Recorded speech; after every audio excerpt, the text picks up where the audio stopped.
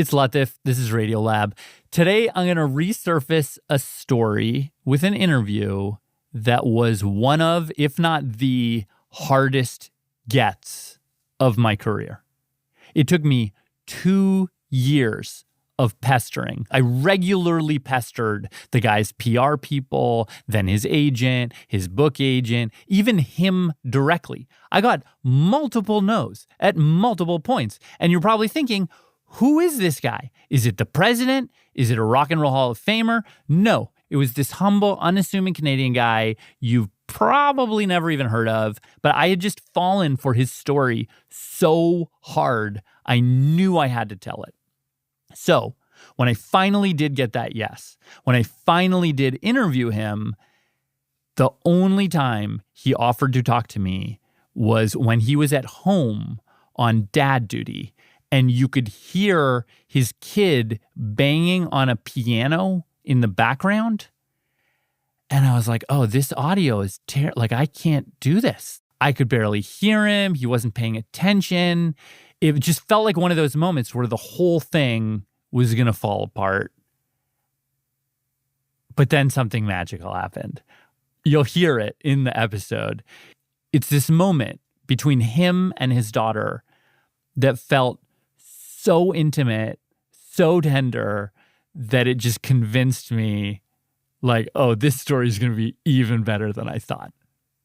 I hope you enjoy. It's an episode from 2019, The Punchline. Yeah, wait, you're listening? Okay. All right. Okay. All right. You're Listening to Radiolab. Radiolab. From WNYC. See? Rewind. Oh my God. I had... Hey, I'm Jad Abumrad. I'm Robert Krulwich. This is Radiolab. And we have another story for you, another adventure, courtesy of who else? Well, reporter Latif Nasser. So the way I first learned about the story is that I saw that there was this article trending in this online publication called the Players Tribune, which is like a kind of athletes magazine. Which, of course, you subscribe to. Which, of course, I subscribe to because I'm the, scrawniest. I'm the, least athletic. I'm the only scrawny couch potato, basically. But anyway, the thing that jumped out to me about this article is that it's a sports story, but it's actually so much more. It's a story about voting. It's a story about cyberbullying. It's a story about, sticking it to the establishment. It's a sports story, but it's one that feels like it could only have happened at this very specific moment that we're living in right now. Yeah, I mean, I don't know if we can always paint sports as a microcosm of society, but in this case, it's undeniable that it was. So the whole story starts with this guy, Greg Wyshynski. What are you guys talking about today? Hockey stuff. Oh, sweet. Greg is a hockey journalist. Senior NHL writer for ESPN. Known to his legions of fans as Puck Daddy. Is that a self-given name? No. He got it from his editor when he first started blogging about hockey. The other option at the time was Zamboni Pony. Oh. Which would have been a horrible name. And I very much avoided an entire, 10-year run of people calling me the Pony. That's true. Right. But now... I have my notes. I'm ready to roll now. Okay. Well, let's just jump in then. Yeah. So We are live. this story really begins on the podcast that I did with a gentleman by the name of Jeff Merrick. In the wrong industry, bud. Basically, a couple of hockey writers. Just shooting the breeze on hockey. Well, you know what industry we're in? We're in the hockey industry. And as you know, the hockey industry is about making money, making new fans, turning heads. Okay, so this is November 2015, just a few months before the NHL's, big mid-season spectacle. Welcome to Amalie Arena, The All-Star Game. NHL All-Star Game. There's a sense that I have about this game that's worrisome, and the So- sense is that This year, yet again, the NHL, for the 100th time in the last 15 years, was changing the format of the All-Star Game. This year, the Honda NHL All-Star Game features a 3-on-3 tournament consisting of 4 different teams, one from each division. Hockey's typically 5-on-5. 3-on-3, however, is supposed to be like, way more action, a lot more scoring, a lot more fun.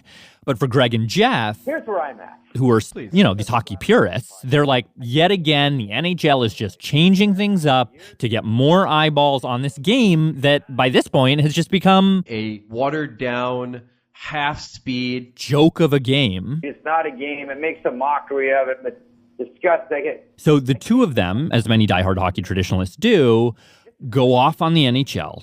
And eventually that leads them to talk about what they see as the other really dumb thing about that year's All-Star Game. Fan voting. Fan voting has long been a part of the game. As a kid, there was nothing else better than grabbing the little punch card at a game and knocking out the little circles and trying to grab like 30 of them to make sure that, Kirk Muller gets a spot in the All-Star Game or whatever. But over the years, the NHL had started reducing the number of players that could get voted in. One year, they were even accused of turning off the vote when they didn't like where it was headed. And anyway, this year, the NHL had limited the vote so much that the fans could only vote in 4 players, a captain for each division, the Pacific, the Central, the Atlantic, the Metropolitan. But 4 players. All you could vote in. That just seems to run counter to what the All-Star Game history tradition should be, to what we really want with this All-Star Game, which is fan engagement at the end.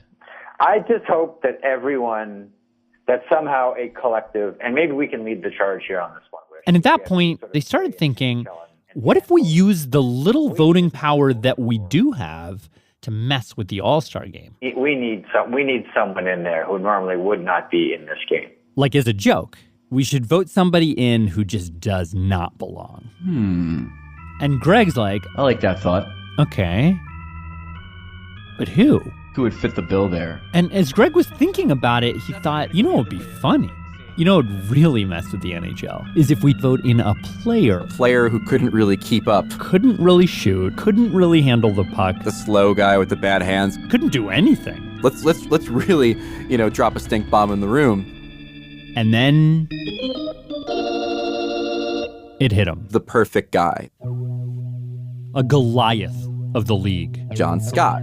Oh my God, John Scott All-Star. John Scott. So John Scott. Scott is 6'8" and 270. Was a behemoth. Yeah, he cracks the ice. He was the guy that would only play between 5 and 8 minutes a night. John Scott on a breakaway. Couldn't really shoot. He missed. Couldn't really skate. John Scott, big hit in the corner on Greg McKay. And on top of that, when John Scott was on the ice, is flattened it. Oh, that's a way to hit. That's a cheap shot. That's unacceptable. the only thing he was good at Pretty much all he can do was knocking other people senseless. Here we go. Scott went after Kessel, and whoa, this has brought something on. Yeah. In hockey terms, This guy is a predator. John Scott was what you would call He can destroy. an old-fashioned goon. Yes. Oh my God, that's the one. He's the one. He's the guy. From that point on, there was no other answer to the question. That was the guy that it would have to be. John Scott is the one. And what started there as a tiny joke between two guys on a podcast would end up twisting the fate and fortune of one of the most feared, loathed, punishing players in the National Hockey League. You be quiet. Yeah. Changed some things for his family, too. Be soft. Hello? Hey, okay, I'm calling you from my cell phone. How's this? Oh, much better. So, this is John. Yeah, we're good. Morgan gave me the thumbs up. All right, great. He knows. Okay, so... Oh, yeah, my daughter's here, too. So if there's, sounds, it's just my daughter cruising around. No, that's cute. I love it. Okay, good. Okay, so I think to really understand what it was like for John to be on the other end of this, to be like the butt of a joke, you need to understand what hockey meant to John, what it meant for him to be playing in the NHL. Everyone has their dreams. When you're a kid, especially in the States, it's football, baseball. In Canada, when you ask a 7-8-year-old, we do those projects in class. What do you want to be when you grow up? And I think 90% of the boys were like, I'm going to be in the NHL. And I always said that. My parents have all that stuff all over the walls and stuff. But yeah, I always dreamed of playing the NHL. I think everybody, that was their big dream. So yeah. So John has this classic Canadian hockey kid story. Put on skates when I was 3. My dad built the rink in the backyard. Played all the time. Every single day, morning, noon, and night. And you just go to sleep in your gear and wake up and just jump right on the ice. Skate until 7 or 8 at night. And you would just jump in bed and go to sleep. You just kept it on to save time. So, but the thing about John was that even as a kid, I was a monster. I came out of the womb 24 and a half inches long, and I was 11 pounds, 12 pounds. I was huge. School pictures was a joke. Everyone thought I was like a teacher's assistant when I hit like grade 7, 8, 9 because I was so tall. And when you're young and you're that tall, you have zero coordination. And so John was never the top guy on his team. Never the fastest, never the most skilled, never, the best at anything. I just kind of, sorry, my daughter just started playing the piano beside us. Yeah. Is he okay with it? Are you okay with the piano, Latif? Like I can. A lot of I'll get her off. Okay, yeah, that would be great. Sorry. It's cute for a little bit. That last question was. All right, we're good. Thanks. Maybe a little too much texture. Yeah. So you. Oh yeah. There's something you said that you. Here, let me put her to bed. 1 second. Sorry, Latif. Cool. I'm gonna Yeah. throw her No. upstairs Take in your her time. room. Take your time. I'll keep you on the phone. It'll take 2 seconds, but even if she cries up there a little bit, she'll be fine. Follow you. Is that okay? Yeah, follow me. She's just getting a little squirrely. Good questions, though, Latif. You're from Mississauga? Yeah, I'm from Mississauga. So you're in Boston, New York now, or? No, so yeah, I'm calling you from Boston. My cell phone is Boston. My job is in New York, but I actually live in LA. Oh wow, you're just like all over the map. Yeah, I'm not. I mean, I feel like compared to you've been all over the map for real. All right, let me put her in here. You go nene. All right, now she's done. Perfect. Oh my God, what kind of kid do you have? You can put her down so easily. She's like the best kid ever. It's great. I don't know how we lucked out with her, but she was our number 5, and we needed that because if she was anything but perfect, we would have been in trouble. All right, we're back. All right, let's get back. Okay, we're back. Okay, so to jump back in, John plays throughout his school years. By the time he's getting close to college, a lot of his friends are getting, offers, scholarships to different, big-time schools, University of Minnesota, Boston College, places like that. For John, there was just no interest. Like, coaches thought he was too big to play, wouldn't be able to keep up out there on the ice. But eventually, he did get one offer to play for a mid-level university, Michigan Tech. And I just figured I would, in all honesty, I would finish college and get a job. That would be it. I would have gotten education for free, and I'd play hockey with the guys on the weekends, but that would be the end of hockey. But then a couple of things happen. First, at school, I kind of always noticed him. He met Danielle. Because he was about 2 feet taller than anybody else on campus. They were both engineering students, started dating senior year. We kind of hit things off, and the rest was history. And the other thing that happened was I got this opportunity to go play for the Houston Aeros, Minnesota's farm team. A minor league team. It wasn't crazy money. It was $30,000 or $35,000. He talked to Danielle about it. He was like, well, let me give this hockey thing like a go. Like, this is the only chance I'm going to get to be able to say I played pro. And the way that I kind of looked at it was, oh, okay. It's just like a little head start. And then once I graduate, like, we'll both get our jobs, like our real jobs, and move on with our lives. So John moved down to Houston. I didn't have any expectations. I just worked my tail off. I was a bad skater. I worked at skating. I was a bad passer. I would work at passing after practice. But he says no matter what he did, he would not get any playing time. I was always a step or two behind. I was, I think, the 9th defenseman on the roster, and you only dress 6 for a game. So I never played the first, I think, month of the season. But while John was in Houston, he noticed that there were these other big guys on the team, and they were getting playing time. They kind of took me under their wings, and they said, hey, listen. If you really want to get noticed down here, if you really want to go to the NHL, you should learn how to fight. It worked perfectly because that's what happened.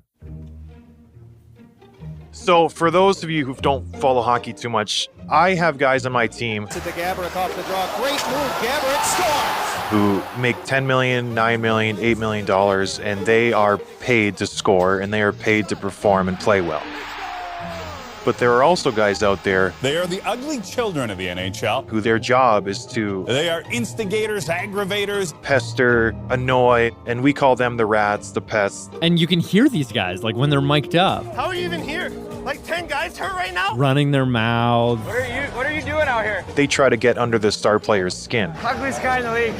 Ugliest. They'll jab and poke at these star players, but sometimes Oh, hit right in the head. they'll use their stick to hack at them, or they'll check them into the board. That's just an awful hit. I mean, what is that? Like they'll try and really hurt them. What is that? I mean, the puck is nowhere. So in order to deal with pests, you got people like John, who are called enforcers. So basically, my job is to make sure those pests don't pester my top guys. And so when we would go into a game, I would know exactly who to pinpoint because, you know, you do your scouting and I would go up to those guys and I would say, hey, listen, if you're going to do that, I'm going to put my fist through your face. And more often than not, just the fear of the retribution if they did something would stop them. And you could see the frustration in Big John Scott's eyes. And But if they did do something, my job was to we got to fight. beat them up. And As a hockey player, I was a heck of a fighter when I made the NHL. John Scott can really punch people. And Scott hammered him with the right hand. Oh, jeez. So John would take care of the pests. If they wouldn't fight, 2, 3, 4. I would usually grab their tough guy 2 big boys, and this is what they do best. and beat him up. Scott got it left, and then Jack hammers with the right. If we were playing flat and we didn't have energy, Big John Scott trying to spark his team. I would go out and try to fight to get my guys going. Ooh, that one just hurt. Or if it was a really bad hit, I would just grab that guy and I would Oh, there's a hard left. beat his doors off.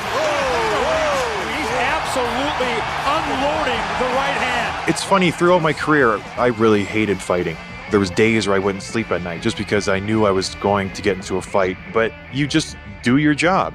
And I think I did my job well. Well enough that John was able to make a career in the NHL. It's everything you dream of as a kid. It was kind of like a leap of faith, and it worked out great. So by this point, Danielle and John had gotten married. You know, we had bought our first house. Soon after, had their first 2 kids. It was just so beyond anything we or I ever expected.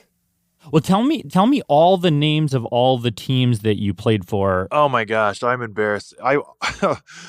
So in 2008, John started playing in the NHL for the Minnesota Wild. After that, he played for Chicago and New York and Buffalo and San Jose. And throughout his whole career as an enforcer, there was this shift going on in professional hockey. Just an incredible play. A lot of the hockey establishment and the media, execs in the league, were pushing for the game to be more high scoring, Dazzling move. to be more about skill and speed. Unbelievable goal. And a lot of people started coming out and saying there should not be a place in this league for fighting. I was the easy target. This guy is a goon. If you haven't seen the movie, you don't have to bother. This is a goon. They went after me and they said, listen, we don't need guys like this in the league. There's no room for it in the game. There's no room for guys in the game. Their sole purpose is to punch people. I believe that players that play in this league should be able to skate and pass and not simply ignite a fight.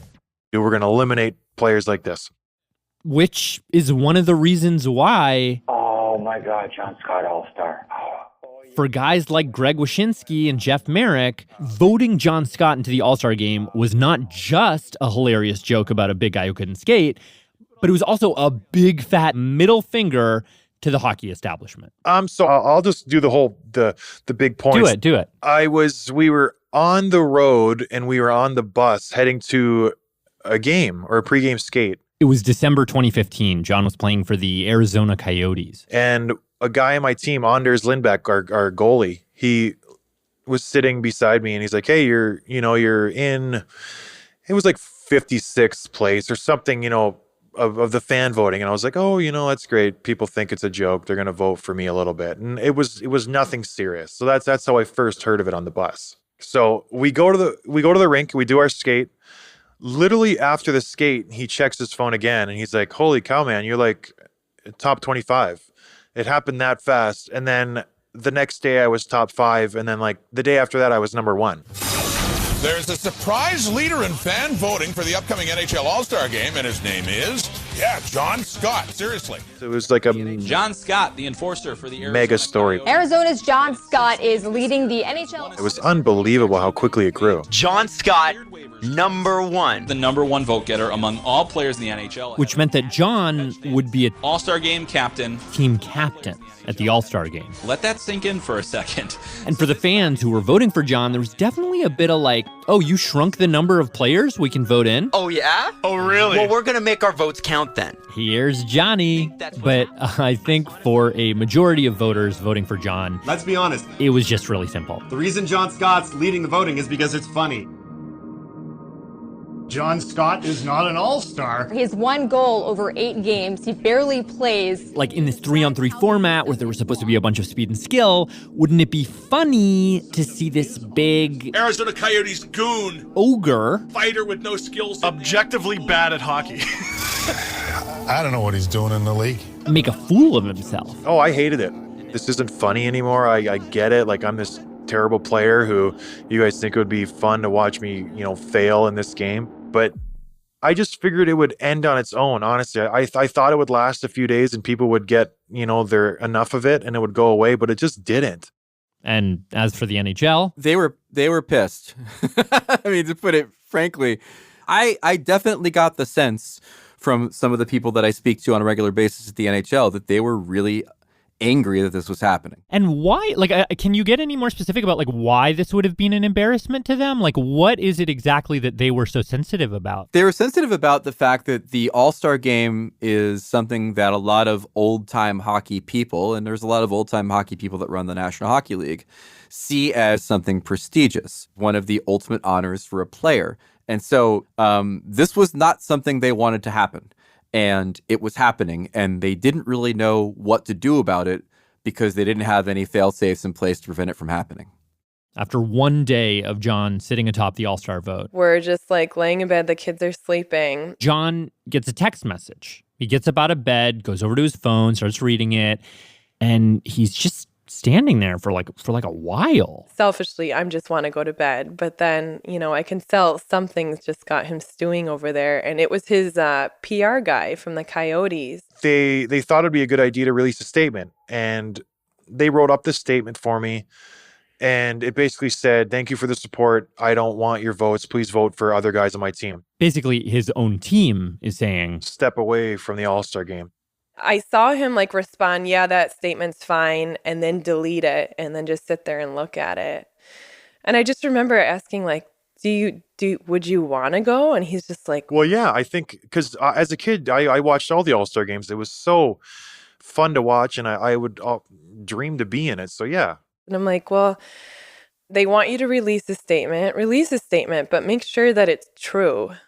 And so John ends up writing a statement that reads, quote, "It's nice to be thought of by all of the fans, and for that I am truly flattered and grateful. And while I would love to experience an All-Star Game, I think a few of my teammates are a bit more deserving of a vote." And so it's sort of like, I would go if I get voted, but there's other people who deserve it more. I said, yeah, sure, send it out. I wasn't totally on board with it, but I just wanted to appease the higher-ups to hopefully help them. But even after that, it was still John Scott, number 1 vote getter. Oh, by far, yeah. It's funny, they stopped showing how many votes the players were getting.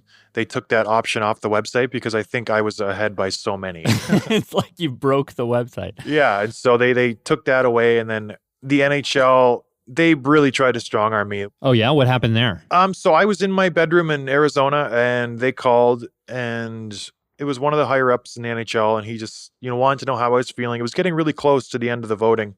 I just said, yeah, I want to go to the game. I think it'll be fun. I think it'll be good for everybody involved. And he's like, really? Are you sure? You think you'll be able to keep up? You think you're good enough? You're not exactly a skill guy, John. And they started that way, and I just kind of brushed it off. I was like, yeah, can skate pretty well. I'm a good, decent hockey player. And he goes, well, what do you, have you talked to your dad? What do you think? First he goes, is your dad alive? And I was like, yeah, he's alive. Like, what do you think he's going to think about this situation? You think you're, going to make him proud? And I was like, what? Like, I don't think that has anything to do with this. And I kind of brushed that off. And at this time, I'm getting a little angry because I'm just like, man, like, let me flip and play. And then he's like, well, what do you think your kids are going to think when they look back on this? Do you think they're going to be proud of their dad who went into the All-Star game this way? And as soon as he brought my kids into the equation, I just like lost it. And I kind of snapped back at him. I'm like, you're being a real bleep and bleep and bleep and bleep. And we went back and forth and he started cussing at me. And then like, I finally like snapped back into, I'm like, holy cow, I'm like yelling at one of the head guys in the NHL. I should like dial it back. And I apologize. Like, sorry, like, you pushed the wrong button. Like, let's talk tomorrow. I'll let you know if I'm going to go or not. I left it like that. So John slept on it. Woke up the next day. Called the dude the next morning and I said, I'm going. After the break, we'll see you at the game. Maybe we will. Yeah, maybe. Maybe not. Maybe not, yeah.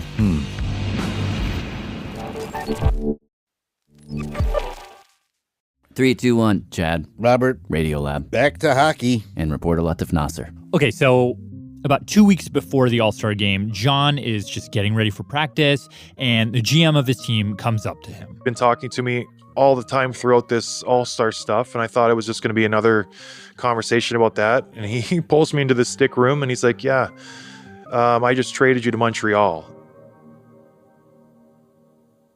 And I was like, are you effing kidding me? What? And he's like, yeah, it was a hockey move. We needed a little defensive help, and we traded you to Montreal for this guy. And I said, this is an effing joke. Are you kidding me? And he said, sorry, the deal's been done. I was like, okay, whatever. Super shady to be traded right after I am finally in the All-Star game. It's like, if it smells like walks like a duck, talks like a duck, it's fishy. We called John's former team and the NHL about this. Neither wanted to talk. Nonetheless, what happened next is that a short while later, John is in the locker room, gathering my things, trying to say goodbye to the guys, and he pulls me aside again. And the GM tells him, actually, Montreal, the team we just traded you to, they're now going to demote you. They're sending you to St. John's, Newfoundland, their farm team. You're in the minor leagues now. Go see the trainer, get your stuff ready. You're leaving today. According to the terms of the trade, he had to be on the plane that same day. And that's when I was just like, I was done. I was like, okay, I'm done. See ya. And I just checked out. I went found somewhere in the rink. I called my wife. Who, by the way, was 9 months pregnant with twins. I get the phone call from John. In those situations, he's kind of a man of few words. Tells her, we're in the minors now. And I'm like, all right, we'll be fine. Plan C, where's the minor team? How do I get there, And he's like, yeah, it's literally on the other side of the world. It is North America's easternmost city. You could not go further from where I'm at right now and still be on this continent. And I said, sorry, I got to go. Can you please handle all of this? Take my 2 kids, take the 2 kids in your belly, take all my stuff, pack it up. I have to leave. It's so bizarre to have to say that to her. And there's nothing I could have done. You just say, I'm sorry, I have to go. And I was just thinking to myself, okay, just trying to hold on to hope. We can make this work. Let's see where it's at. And I'm looking at flights and I pull up Kayak and I'm seeing the flights and it's 16 hours to travel, 14 hours to travel, 18 hours to travel. And the prices for a ticket is $1,600. It set in. It really all hit me at that moment. And I just sobbed. I composed myself, got my gear, told the GM to go, wherever. And I jumped in the car, packed up my shit, and went to St. John's. You want to talk about John Scott, so we needn't have the debate. No, I guess not. The floor is yours. Quiet. Canadian legend Don Cherry on the hit TV show Hockey Night in Canada. Anyhow, you jerks that put him up to be in the All-Star Game. What you've done, you've taken this kid who was doing pretty good, playing 6 minutes, played 12 minutes, didn't matter. He's in Arizona, NHL contract. What you did was you took and put him in the minors now. Lots of fun, eh? I bet you're very proud of yourself because the NHL this year is going to be terrific. And you tried to ruin it all, and you ruined this kid. He's in the minors, never to come back. I bet you should be ashamed of yourself. You should be ashamed of yourself. That's it. I saw this news hit, and my first reaction was, you have got to be kidding me. Again, Greg Wyshynski, who started the John Scott for All-Star campaign. It was weird. Oh man, did they just make this problem go away? But was there part of you who was like, oh my God, like I started this. This is on me. No, because at that point, there had been criticism of us for having this campaign. And obviously when John Scott came out, I was like, you guys ruined my career. This sucks. And sort of poo-pooed it off the bat, made you feel like maybe you've done something kind of bad to a dude. But the campaign had kind of taken on a life of its own. And at that point, John Scott said he wanted to be an all-star, wanted to represent a certain type of player. My role is like almost extinct. I'm like the last of my kind out here, and like it would be cool to go out with a bang. All of his friends were saying you should do it.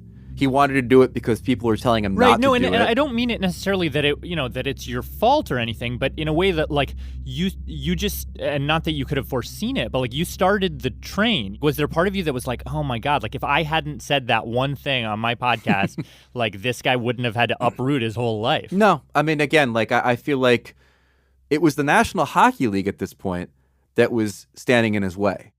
Now, whatever you think about the initial prank or John being demoted, this is the moment, Greg says, when the crowd mood totally shifted. Complete outrage. This is trash. Like complete outrage. This is garbage. I'm not going to go on a rant about democracy. It became protests online. This is a lousy thing to do. Sweeping through the hockey world, like, look, the fans voted this guy in. The NHL is doing all it can to keep this guy out, and that's not right. You want to change this? Contact your favorite sports writer in your city. Since the NHL is so damn image conscious, why don't you put pressure on your favorite reporter to stick up for John Scott? I can only imagine how John feels right now. Well, pissed off, sorry for yourself. Then you get sad. Do I even want to play hockey? What do I want to do? Like, do I just quit hockey and go work? You think about all these things. But now that you're in the minor leagues, are you allowed to play for the All-Star Game? That's the thing. No one knew. He says right after he was demoted to the minor leagues, people started to, read through the bylaws, read through the books, trying to figure out, can a minor league player play in the professional NHL All-Star Game?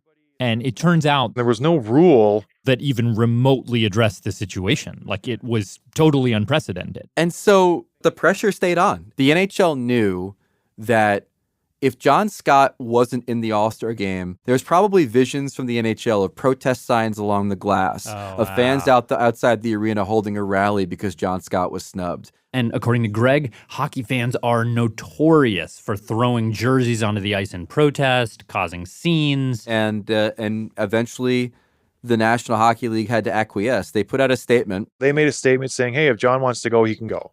But John says at this point, I told everybody I'm not going. Like the NHLPA, I told all my friends, the teammates, I'm like, I'm done. This is a bogus. I don't want to do this. He says between the fans making fun of him and the league demoting him, the whole thing was just too humiliating. But I was just like, John, you may regret this. I know you want to run away and hide right now, and going in front of all these people is the very last thing you want to do, but you might regret it. She was like, let's go. It'll be fun for the family. The kids will love it. I would love to see you go and prove these people wrong. My wife was building me back up, and slowly but surely I was like, okay, you know what? Fuck this. Let's do it.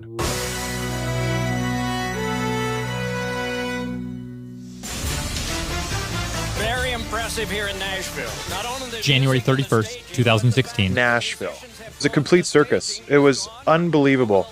I was obviously the big story, so the moment I land, there's reporters everywhere asking me questions. John would be representing the Pacific Division in the All-Star Game. And we had to play, I think it was the Central, who everyone said they were stacked because they had all the stud players on their team. Players like Matty Duchesne, James Neal, all of these much younger, much higher paid players. And then you had John. I knew everybody was staring at me, and I'm weird about my hair because I'm going bald and I'm skating around like, I wish I would have grabbed my hat. I was like, dang it. Everything is buzzing. Danielle's in the stands with their 2 little kids. Everybody's looking for him to fail. Yeah, this dummy's gonna make an ass of himself. And before the game, the coach comes up to him. Coach asked me if I wanted to start, and I just said no. Please let me stay on the bench. And the coach is like, all right, but you're going in early. So John's teammates skate out to center ice. He's sitting on the bench, butterflies in his stomach. Pecorine in goal for the Central. Ref drops the puck. Dragged on by Weber. Right away. 26 seconds into the game.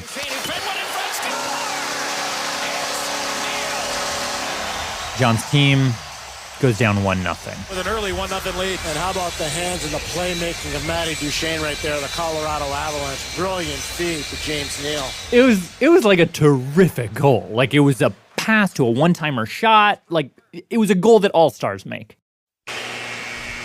John's coach looks at him and says, Scott, you're in. Remember, this is 3-on-3. There is a ton of open ice. There's nowhere to go. Like, there's nowhere to hide. And John says that skating out to center ice, he just kept thinking, don't mess up, don't mess up, don't make a fool of yourself. And that's all I was thinking about. Ref's got the puck, holds it above center ice. I don't belong here. They think you're a joke. Don't screw it up. Drops it. Once the puck drops,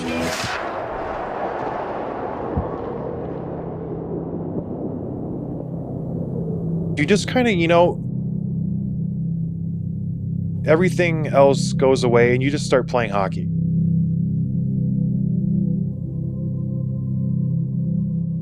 Just was like going back to when I was younger. I wasn't the best, I wasn't the fastest, but you just start playing. And that's what I did. This time, John's team took possession of the puck. So back to get it is Brent Burns. Burnsy had the puck. We're going up the ice. Leads it ahead. John and his teammates charge across center ice. They move into their opponent's zone when John Scott, 6'8" is all. Brent Burns passes the puck to John.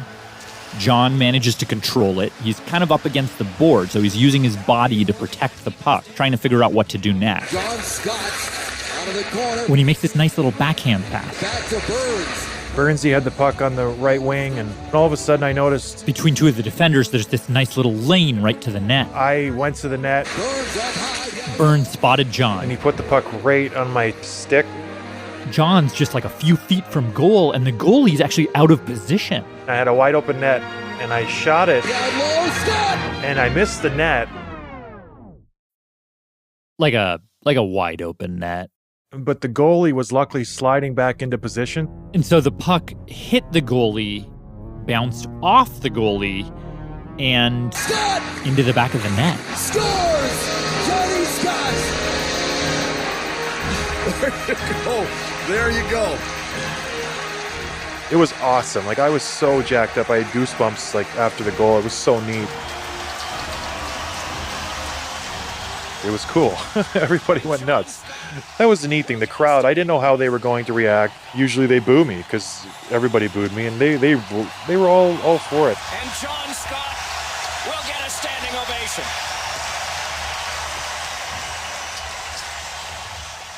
The weird thing about the Masters too, it's like how quickly everybody can go from hating you to loving you. It was such a sense of relief for me. The huge monkey was lifted off my back because I was like, okay, I did something for the team. I didn't mess up. He's gonna relax and have fun. Just like be himself and play. Which he did. Former teammates. And now Scott puts Kane on his wallet. He laid out this guy, Patrick Kane. The first hit in an All-Star game in years was laid out by Scott on the game's leading scorer. And then the 2 of them dropped their glove. It's Scott and Kane. pretended to have a fight. He got a couple nice passes. Had a really close shot on goal. He was just kind of doing everything. And every time John Scott was on camera or touched the puck, the crowd would come to life. Greg Wyshynski was actually there reporting at the game, and he was down in the tunnels interviewing other All-Stars. And what happens when you're down in the bowels of the arena is that the All-Star Game is on TVs, but there's a delay between what the broadcast has and what's happening on the ice. So typically you'll hear something happen in the game before you actually watch it on TV. And I remember hearing this gigantic roar from the crowd. And then everybody kind of looked over at the TV and watched the All-Star Game. 6:50 to go in the game. If tied, a shootout. Okay, so what happened, what elicited that roar was that it was getting to the end of the game, tight game. John's team was up by 1. We were in our zone playing defense, and all of a sudden, Thrown to the front, Nia. their team shot it. Nice move, and a save is made by Quare. We had a save, and Burnsy got the puck behind the net.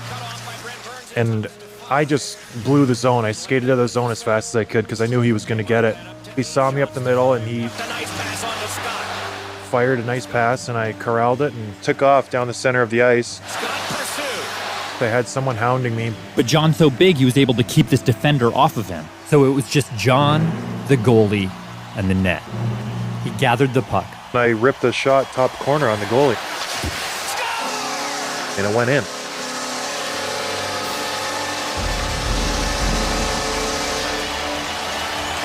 He's got 2. It was amazing. No goalie deflection, no lucky bounce, just a solid skill shot. There was just sort of this moment of just laughter. Laughter from the players being waited to be interviewed, laughter from the media downstairs, just unbridled joy in watching it all happen.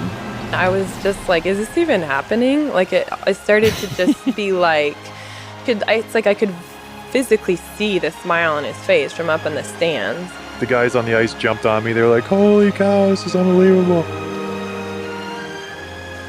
The final chapter of the John Scott story, at least as it pertains to the All-Star Game, is this really beautiful thing. And so there's this scene in Star Trek II, The Wrath of Khan. Scotty, just get us out of here. Best possible speed. Ice. Where it looks like the Enterprise is going to get away having defeated Khan. But Khan is still alive. The game's not over. And he's going to try to trigger the doomsday device on his ship to kill everybody.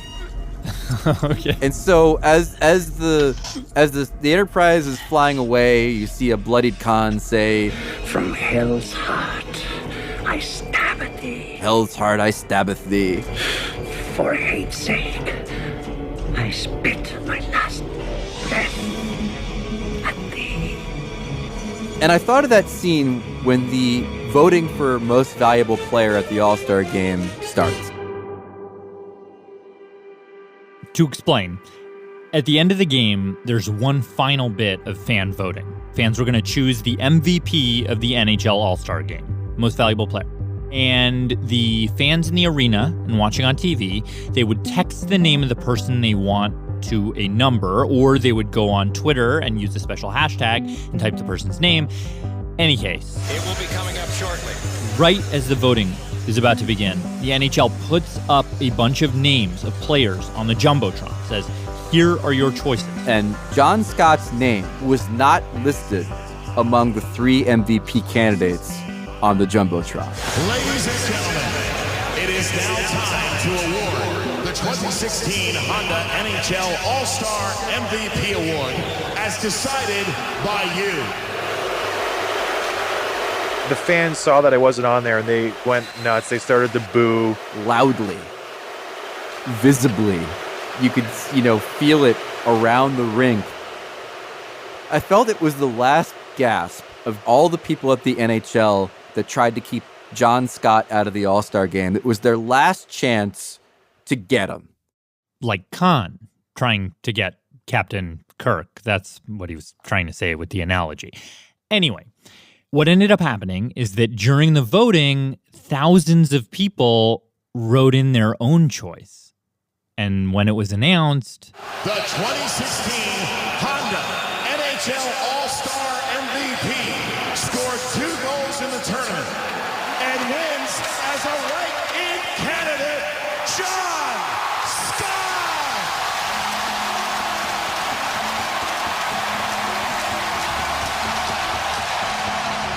It's funny, I didn't hear it because on ice level, you don't hear what the speakers are playing because they point the speakers to the fans. So I didn't hear until like somebody's like, hey, like go and like get your trophy. And I was like, oh, weird. John skates out to the center of the ice, laughing, looking a little scared. Holy shit, I was just like the MVP of the All-Star Game. John Scott is with Pierre. Thanks a lot, Doc. There's been all kinds of ovations for you.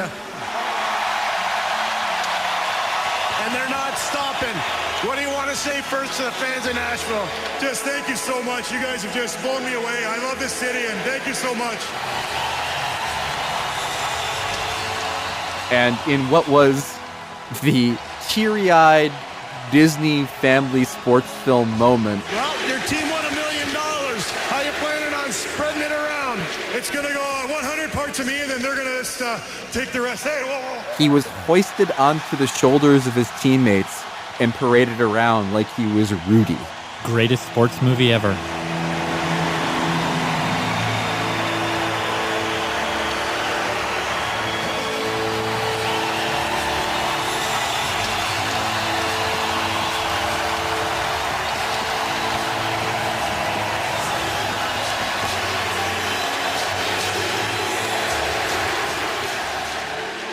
I wanted to go down by the ice so that the kids could see John, and people were trying to help me down the stairs and like parting the seas so I could get down there. My kids were down at the bench with my wife, and it was so weird. Like, it was literally like Disney wrote a script, and it's like, okay, now he kisses his wife.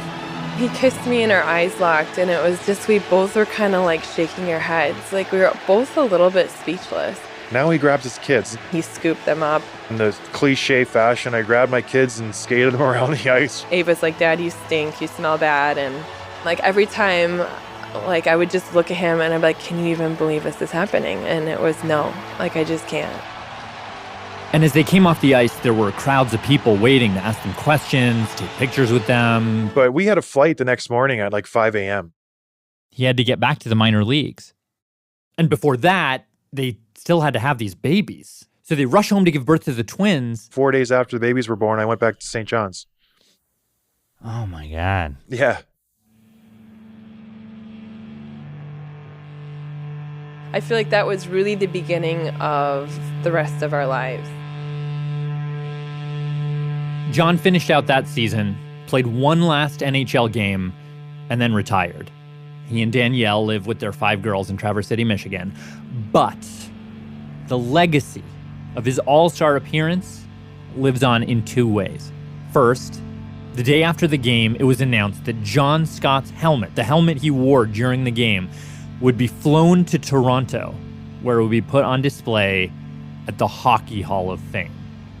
But the other thing that happened was just in time for the next year's All-Star Game, the NHL created a new rule known as the John Scott Rule, which states that any player who is voted to be a captain in the All-Star Game then gets demoted to the minor leagues will be disqualified, will not be allowed to play, effectively ensuring that never again will the fans have quite the power to overthrow the system and vote in a John Scott.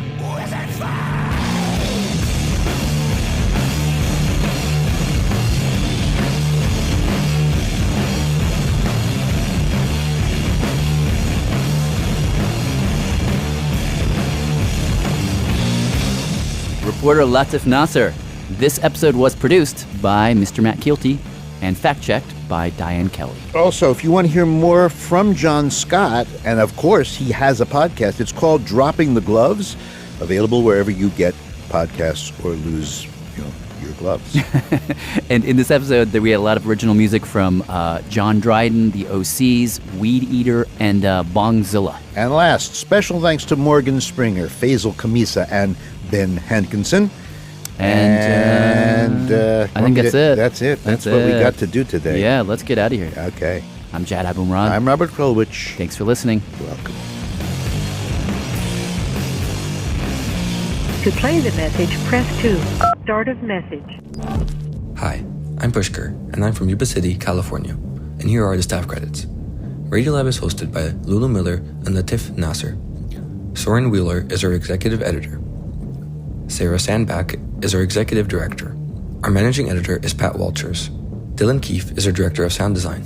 Our staff includes Jeremy Bloom, W. Harry Fortuna, David Gable, Maria Paz Gutierrez, Sindhu Nyana Sambadam, Matt Keelty, Mona Mudgavkar, Annie McEwen, Alex Neeson, Sarah Kari, Anissa Vitsa, Ariane Wack, Molly Webster, and Jessica Young.